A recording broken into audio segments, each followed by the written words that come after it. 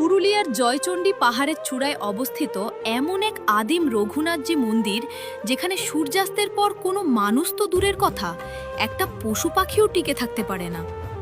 কিন্তু কেন স্থানীয়দের দাবি?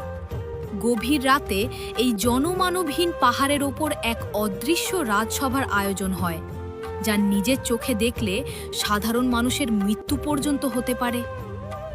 নমস্কার বন্ধুরা, আমি অভিরূপ, আর আজ আমরা পশ্চিমবঙ্গের বুকে লুকিয়ে থাকা সবচেয়ে রহস্যময় আর গা ছমছমে পাহাড় জয়চণ্ডীর পেছনে সেই আসল ঐতিহাসিক এবং বৈজ্ঞানিক সত্যটা জানব।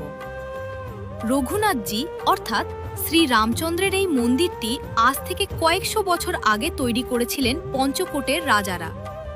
লোকবিশ্বাস অনুযায়ী সূর্যাস্তের পর এই পুরো পাহাড়ের নিয়ন্ত্রণ চলে যায় এক অদৃশ্য মায়াবী শক্তির হাতে।